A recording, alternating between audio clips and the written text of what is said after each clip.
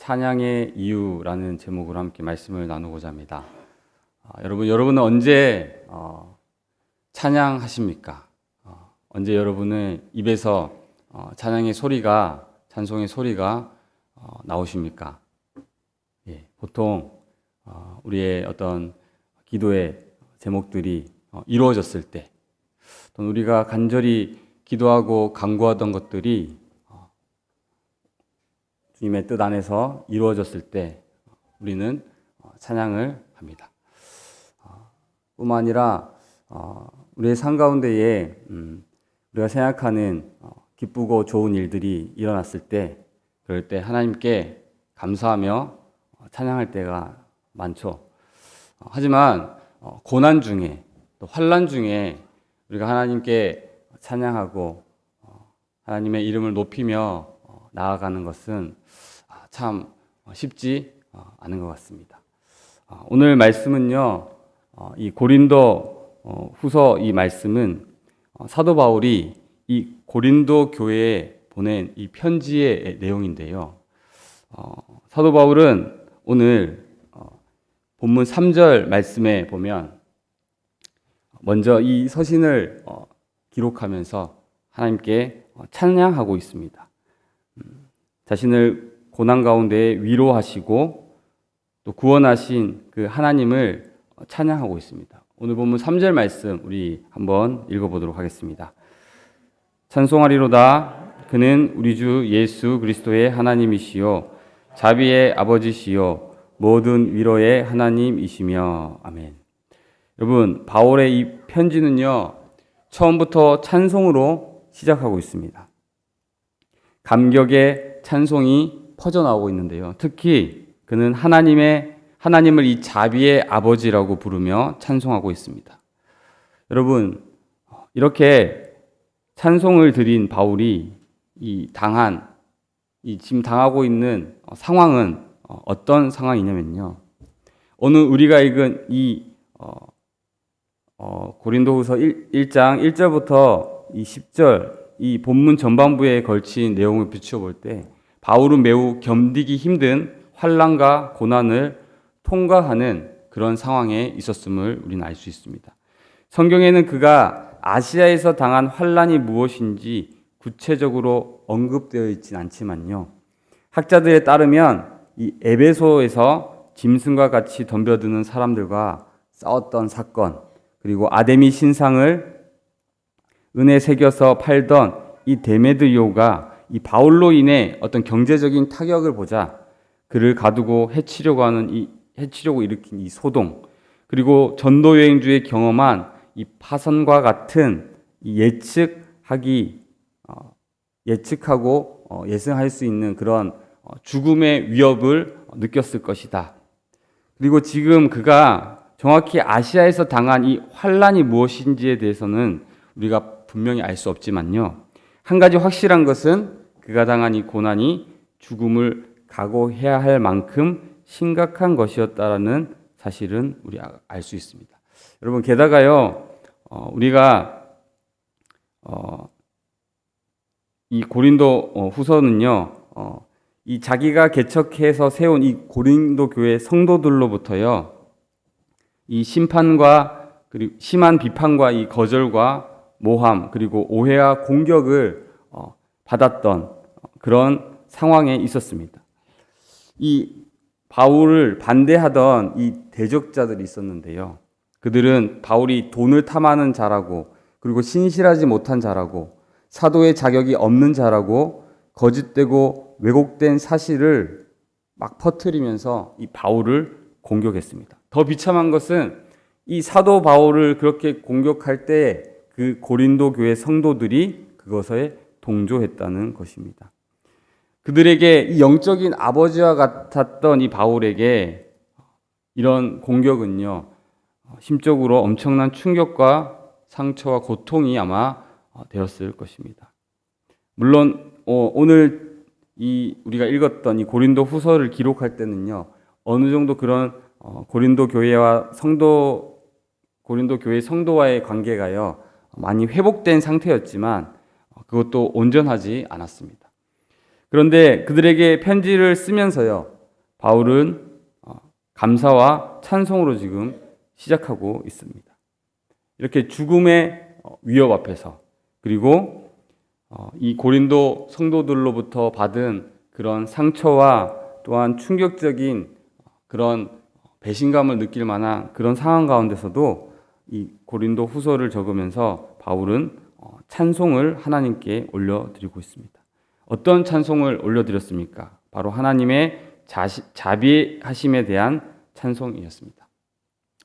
여러분, 바울은 어떻게 이런 고난 중에, 환난 가운데에 이렇게 하나님의 자비하심에 대해 찬송할 수 있었을까요?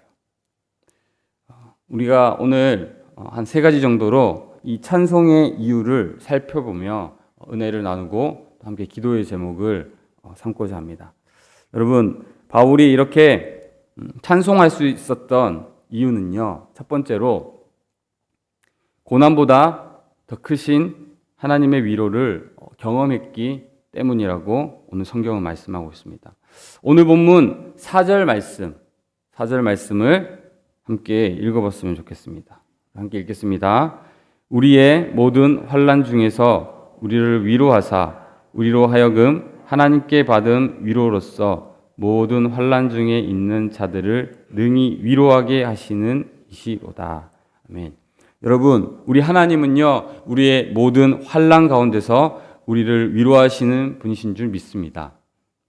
지금 여러분, 우리가 읽었던 이 구절 가운데에 환난과 위로가 계속해서 반복해서 나오고 있습니다.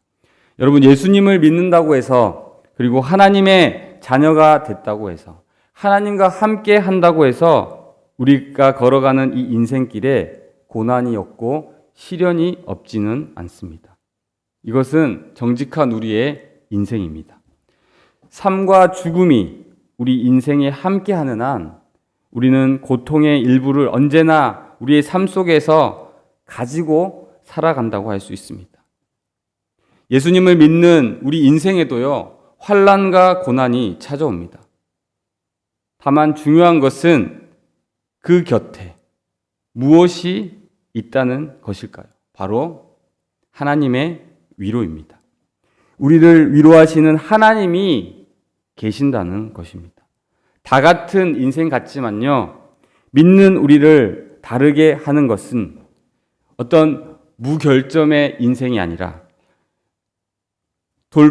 돌뿌리 하나 없는 그런 꽃길만을 걷는 우리의 삶이 아니라는 것입니다. 그런 삶은 예수님을 믿고 따르는 자들이 누리는 축복이 결코 아닌 것이죠. 그러면 무엇입니까? 바로 고통 속에 함께 하시는 그분을 보는 것입니다. 고난 가운데 부어지는 하나님의 이 위로를 받고 누리는 것이 바로 우리가 다른 인생과 다른 모습이라고 할 수 있습니다. 사랑하는 여러분, 이 사실을 믿으시길 바랍니다. 이 사실을 여러분의 가슴 깊숙한 곳에 새기는 은혜가 있기를 주님의 이름으로 축복합니다. 여러분, 우리가 받은 이 고난의 크기를 이기는 힘은요, 이 받은 위로의 크기가 더 크기 때문입니다. 바울은요, 그 위로의 크기로 고난의 크기를 넘어선 사람이라고 할 수 있습니다. 그가 감당해야 할 시련보다도 이 하나님의 임재와 하나님의 사랑이 그를 압도적으로 그를 위로하였기에 그 인생에 놓였던 모든 고난의 장애물을 넘어설 수 있었던 것입니다. 오늘 보면 5절 말씀을 보시면요, 제가 읽겠습니다. 그리스도의 고난이 우리에게 넘친 것 같이 우리가 받는 위로도 그리스도로 말미암아 넘치는도다. 아멘. 여러분, 고난이 넘친 만큼 무엇이 넘친다고 되어 있습니까? 그리스도를 통한 위로도 넘쳤습니다. 다음 넘기십시오. 오늘 본문 여러분 3절에서 7절까지의 말씀을 보면요, 여기에 환난이나 고난이라는 단어가요 6번 사용되고 있고요, 그리고 위로라는 단어는 10번 사용되고 있습니다. 바울의 인생에 이 환난과 고난이 정말 많았던 것 같지만 하나님의 이 위로와 평안이 더욱 그를 압도하고 그를 숨쉬게 하고 그를 살아가게 했다는 것이죠. 여러분, 바로 이러한 공식으로부터, 이러한 말씀으로부터 복음의 능력과 소망이 폭발적으로 일어났던 것입니다. 이해할 수 없는 상황 속에서도 바울은 찬송과 감사와 감격이 터져 나왔던 것이죠. 다음 넘겨주십시오. 여러분, 이 초등학교 때, 우리 국민학교 때 우리가 배웠던 이 산수 시간에 배웠던 이 부등호를 기억하시죠? 여러분, 우리의 어떤 이 기쁨과 이 평안과 소망과 자유 그리고 생명, 이런 답이요, 우리 인생 가운데 나오기 위해서, 찬양으로 터져 나오기 위해서는요, 다음 넘겨주십시오. 우리의 이 믿음의 부등식, 언제나 우리가 받는 고난보다 우리 위로가 커야만 합니다.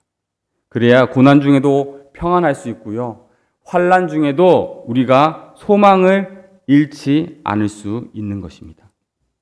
사랑하는 여러분, 바울의 삶 가운데는요, 이런 믿음의 부등식이 적용되었다고 볼 수가 있습니다. 이 하나님의 위로의 능력으로 여러분의 삶 가운데에 승리하시기를 축복합니다. 우리는 하나님의 이 위로의 능력으로 고난을 이기는 것입니다. 역경을 이기는 것이죠.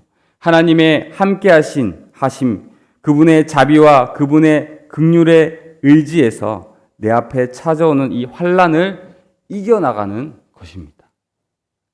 여러분, 우리는 결코 삶의 이 고난과 씨름해서는 안 됩니다. 고난과 겨루려고 하기보다요, 고난에 주목하고 환난에 주목하는 것보다 그 가운데 언제나 함께 하시는, 그 고난보다 더 압도적으로 넘치게 우리에게 부어주시고 찾아오시는 그 아버지 하나님의 위로와 사랑과 말할 수 없는 그 자비의 은혜를 누리고 바라봐야 할 것입니다. 여러분, 고난보다 위로입니다. 환난보다 소망입니다.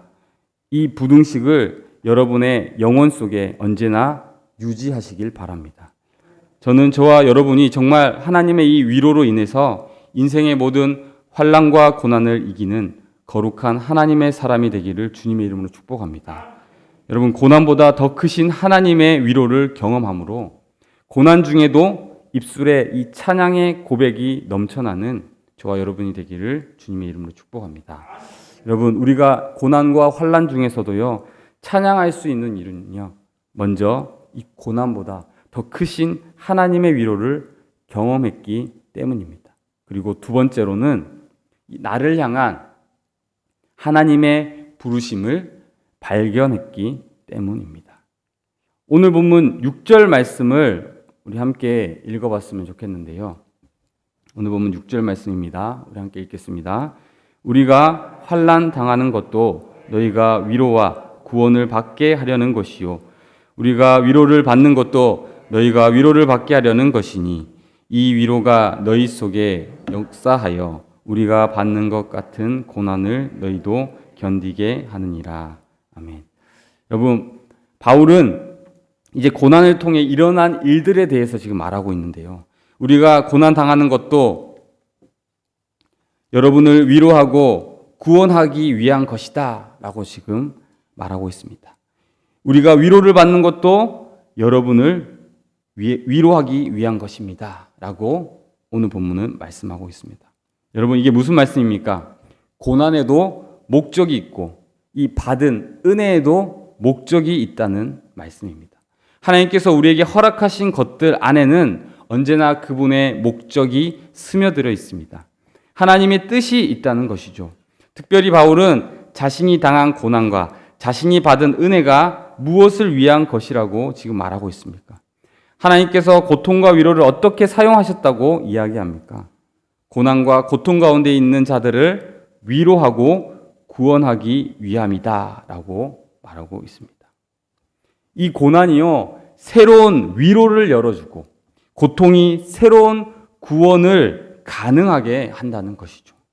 사랑하는 여러분, 이것이 이 하나님의 역사의 이 순환에서 고난과 은혜도 우리 안에서 하나님의 역사를 재생산시키는 통로가 된다는 말씀입니다. 여러분, 이것만큼 우리의 고난을 의미 있게 하고 가치 있게 하는 것이 또 있겠습니까? 고난을 통하여 재생산의 새로운 위로가 재탄생된다는 것이죠. 여러분, 헨리 나우엔의 이 상처 입은 치유자라는 책이 있습니다. 헨리 나우엔은 이 책에서 이 시대의 사역자, 이 시대의 모든 그리스도인은 상처 입은 치유자다라고 말하고 있습니다. 그리고 상처 입은 사람만이 진정 다른 사람의 상처를 볼 수 있고요. 치유하는 사역을 감당할 수 있다고 설명합니다. 그래서 이 시대의 사역자들은 우리 예수님처럼 상처 입은 치유자로 부름받았고, 예수님께서 자신의 몸이 찢기심으로써 친히 새 생명의 길이 되어주셨듯이 우리 자신이 입은 이 상처들이 바로 다른 사람에게 생명을 주는 원천이 될 수 있음을 깨닫게 합니다. 여러분, 한마디로 하면요, 말씀드리면요, 상처 입어본 사람이 상처 입은 사람의 마음을 알 수 있다는 말입니다. 그 고통을 겪어본 사람이 비로소 그 아픔을 느껴본 사람이 상처 입은 치유자로 이 시대에서 많은 사람들에게 예수님과 같은 그런 사역을 할 수 있다고 설명하고 있습니다. 여러분, 무엇보다도 누구보다도 우리 인생의 이 불완전함을 이해하기 위해서 하나님이신 예수님이 이 땅에 오셨습니다. 죄 없으신 그분이 죄인의 모습으로 인생 가운데 오셨습니다. 그리고 그분은 실제 우리의 문제를 담당하셨습니다. 우리 주님은요, 가난을 경험하셨고 육신의 아버지를 일찍 여의셨고요. 어머니와 동생을 부양하시면서 그 현실적인 문제를 짊어지시기도 했습니다. 그분은 계속해서 배척을 당하고 거부당하며 외로움을 느끼시기도 했습니다. 사람들의 온갖 저주와 모욕 속에 지독한 수치감을 느끼셔야 했고요. 그분의 모든 사명을 이루기까지 쉽게 설명할 수 없는 극심한 육체적 고통과 영적인 단절을 느끼면서 마침내 죽음을 경험하셨습니다. 그런데 주님께서 이 성경 속에 눈물을 보이신 장면들을 보면요, 그것은 모두 자신의 고통과 고난으로 인한 눈물이 아니라요, 인생에 결코 부정할 수 없는 근원적인 애환과 비애를 공감하시며 연민과 긍휼 속에 흘리는 그런 눈물이셨습니다. 그분이 인생을 아시는 것이죠. 그 인생 안에서 우리가 감당해야 할 수많은 고통을 모두 우리 주님께서 알고 계시는 것입니다. 사랑하는 여러분, 주님은 우리의 고통에 공감하는 분이십니다. 이 사실을 믿으시길 바랍니다. 여러분, 그런데요, 이 공감과 치유라는 것이요, 단순히 그것에 대한 어떤 경험을 내가 가지고 있다고 해서, 이해한다고 해서 그것이 가능한 것이 아닙니다. 우리가 어떤 고통의 문제를 경험하고 나서 누군가가 동일한 문제로 힘들어할 때 우리는 우리 주변 사람들에게 자주 이렇게 말하곤 합니다. 그거 나도 경험해봤다. 그거 별거 아니야. 그 정도 가지고 그래. 난 말이야, 나 때는 말이야 이렇게 했어 라고 여러분 이렇게 말하는 사람을 자주 접하곤 합니다. 이때 그들의 경험은요, 타인에 대한 일종의 오만과 냉소로 자리 잡게 됩니다. 고통에 관한 선생 내진 선배가 되어 누군가의 인생을 마구 채점하려고 하는 것일 수도 있는 것이죠. 그렇게 되면 그들의 고통은 누군가에게 그냥 또 다른 상처가 될 수도 있다는 것입니다. 결국 여러분, 누군가를 치유할 수 없는 상처 입은 치유자로서의 역할을 감당할 수 없게 되는 것이죠. 여러분, 그렇다면 우리 예수님은요, 이 인생의 문제를 공감하실 뿐 아니라 우리의 영혼의, 우리의 인생의 치유자가 되실 수 있는 이유는 과연 무엇이었습니까? 예수님께서는 우리를 향한 그 사랑과 긍휼의 마음이 있으셨다는 것입니다. 비록 우리가 경험하는 이 고통과 시련의 문제가 그분 자신이 감당하고 죽으신 어떤 문제와도 좋게 비교할 수 없는 것이지만 그분은 우리의 고통에 대해 결코 냉소적이지 않으셨습니다. 결코 우리를 감독하지 않으셨습니다. 감독하거나 가르치려고 하지 않으십니다. 대신 따뜻하게 안아주시고 우리 눈에서 눈물을 닦아주시며 자애로운 손길로 위로하시고 우리를 끌어안으시는 분이셨습니다. 그래서 그분은 우리의 치유자가 되실 수 있으셨던 것이죠. 사랑하는 여러분, 고통을 통해 얻은 상처가 다른 사람을 치유하는 원천으로 사용되는 방법을 이해할 때 진정한 하나님의 사역이 이루어지게 된다는 것을 기억하시기 바랍니다. 저는 저와 여러분 가운데에 우리의 인생의 고통을 하나님께서 어떻게 다른 이들의 인생을 치유하고 회복시키시며 구원하시는 통로로 쓰시는지를 발견하게 되고 이해하고 알게 되는 이 놀라운 은혜가 있게 되기를 주님의 이름으로 축복합니다. 여러분, 무엇보다 우리가 받은 이 환난과 이 환난을 지나는 동안에 받은 이 위로는요, 여러분 가운데에 하나님의 이 부르심이 담겨 있다는 사실을 기억하십시오. 사랑하는 여러분, 하나님의 뜻은요, 그 분명한 그 고난 가운데에 목적이 있다는 것을 기억하시기 바랍니다. 여러분, 그 고난을 통하여 우리에게 주시는 아픔이 있고 상처가 있을지라도 그 아픔을 통한, 고난을 통한 위로를 통하여 우리를 회복하시고 우리의 부르심을, 우리가 어디에서 누구를 위하여 무엇을 위하여 우리가 그 사람을 살리고 치유하는 그런 사역을 감당해야 될지 하나님께서는 그 고난을 통해서, 그 고통을 통해서 우리에게 알려주신다는 것이죠. 저와 여러분의 인생에 마치 상처 입은 치유자로서 하나님의 손에 들린 거룩한 위로의 통로로, 축복의 통로로, 구원의 통로로 쓰임받는 거룩한 은혜의 역사가 있게 되기를, 그래서 그 은혜의 역사를 통하여 하나님을 찬양하시는 저와 여러분이 되길 주님의 이름으로 축복합니다. 여러분, 우리가 이 고난과 환난 중에 찬양할 수 있는 이유, 그것은 더 크신 하나님의 이 위로를 경험했기 때문이고, 그리고 나를 향한 이 하나님의 부르심, 비록 고난과 또 어려움과 그 상처 속에서 있었지만 그 위로를 통한 상처 입은 치유자로서의 그 부르심을 발견했을 때입니다. 그리고 마지막 세 번째는요, 죽은 자를 살리시는 하나님을 만났기 때문이라고 할 수 있습니다. 오늘 본문 8절에서 9절 말씀을 같이 읽도록 하겠습니다. 네, 8절에서 9절 말씀 함께 읽어보도록 하겠습니다.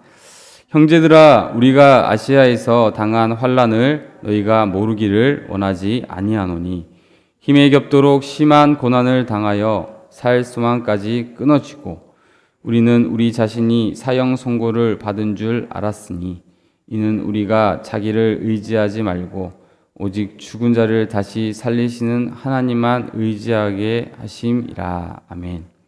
여러분, 사도 바울은 그가 당한 고난을 통해 배운 것이 무엇인지에 대해서 다시 한 번 더 말씀해 주고 있습니다. 오직 이 고난의 불 속에서만 배울 수 있는 가장 중요한 우리의 신앙의 믿음의 본질을 지금 말하고 있는 것입니다.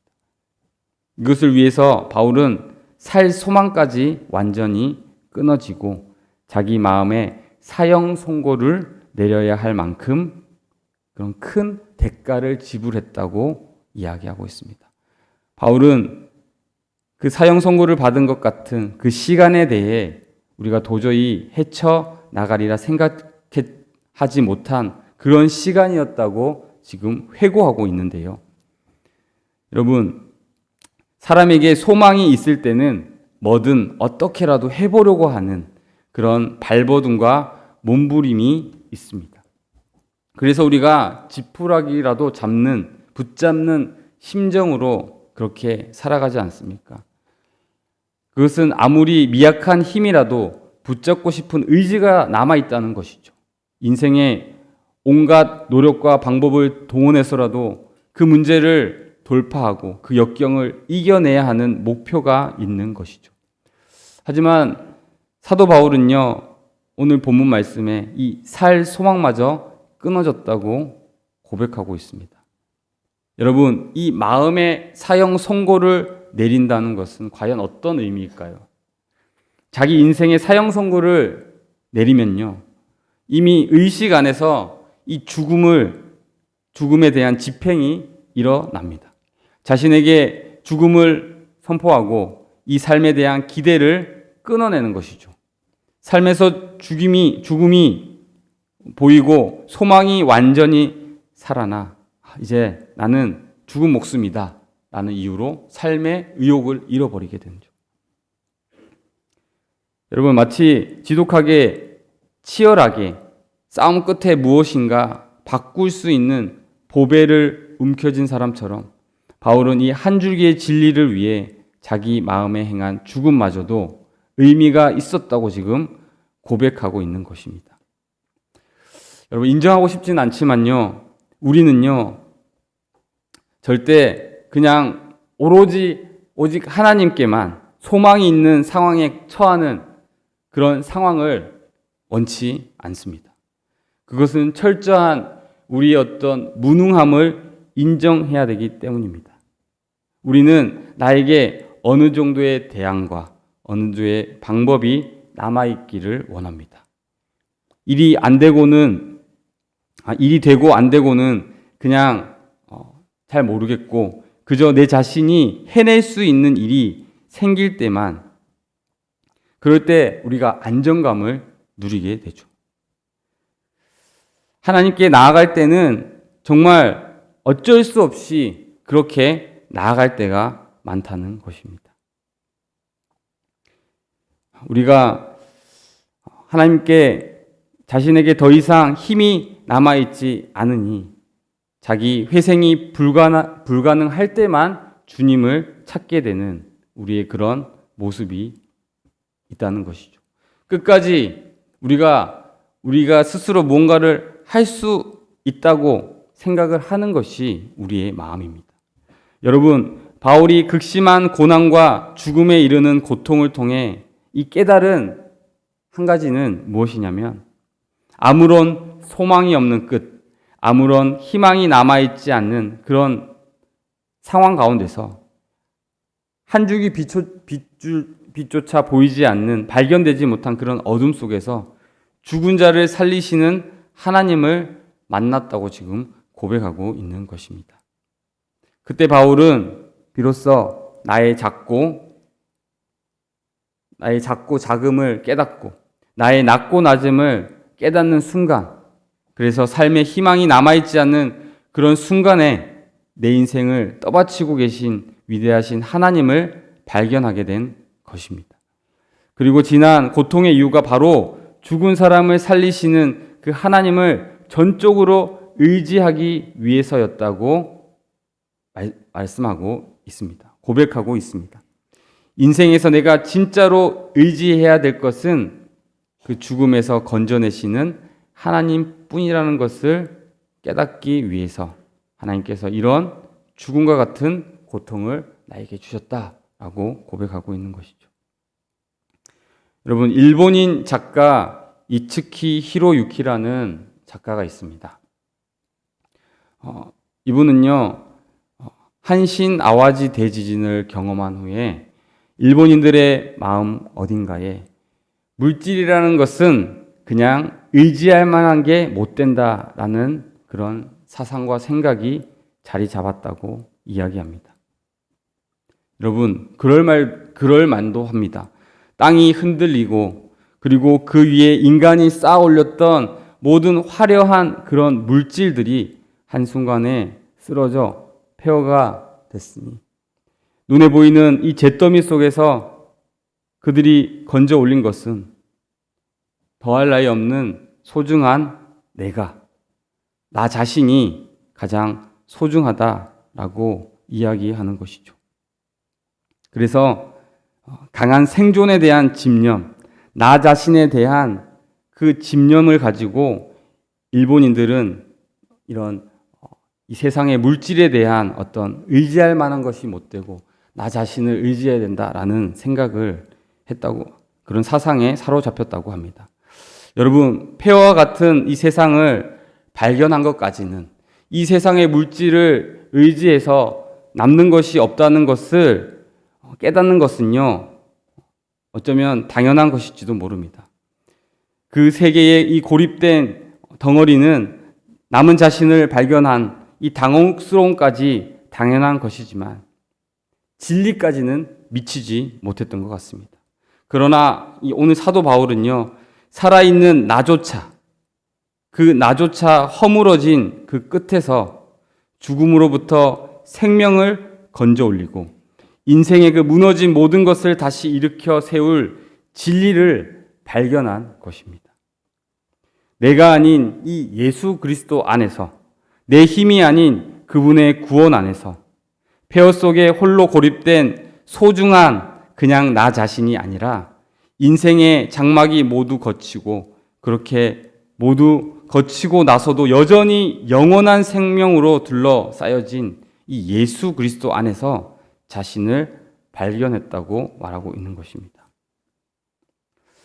여러분, 애정과 희망 대신 집착, 소유와 인정에 대한 그런 목마름, 그 모든 것에 대한 맹목적인 욕심에서 벗어나 그냥 인생의 모든 근원이 하나님 그분으로부터 온다는 그 경험이요, 진리를 건져 올린 것입니다.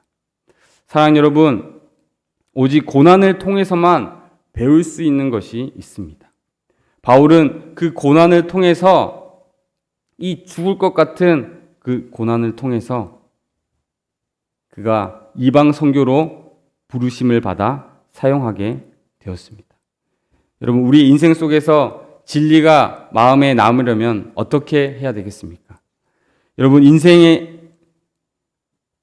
우리의 인생 속에서 이 말씀 한 구절, 말씀 한 줄이 우리의 가슴에 새겨지기 위해서는요, 우리의 삶 속에서 말씀을 통하여 하나님의 음성을 들어야 될 줄 믿습니다. 문자적인 이런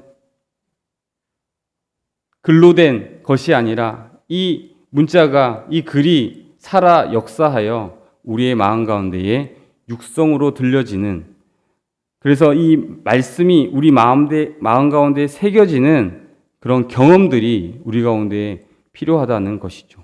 여러분, 바로 이 고난의 자리는요, 이 고난의 자리는 이 말씀이 우리 마음에 새겨지는, 그분의 음성이 우리 마음 가운데 남겨지는 그런 진리가 새겨지는 자리인 것입니다.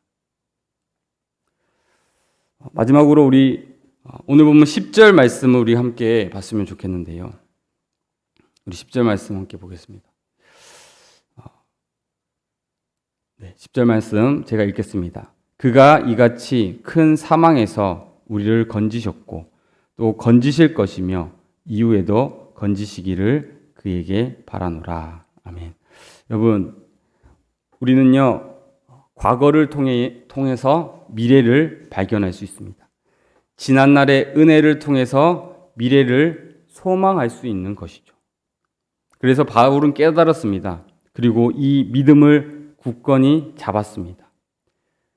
나를 그 극심한 죽음에서 건지신 하나님께서 나를 현재도 살게 하시고 미래에도 건지실 것이라는 확신을 가지고 말씀하고 있는 것입니다.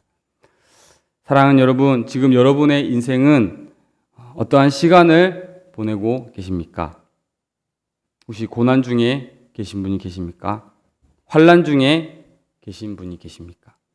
여러분이 현재 어떤 상황에 처해 있든지 그 상황 가운데에 하나님의 위로가 있기를, 그리고 하나님의 부르심을 발견하기에 이 죽은 자를 살리시는 하나님을 만날 수 있기에 오늘도 우리 주님을 찬양하는 저와 여러분이 되기를 주님의 이름으로 축복합니다.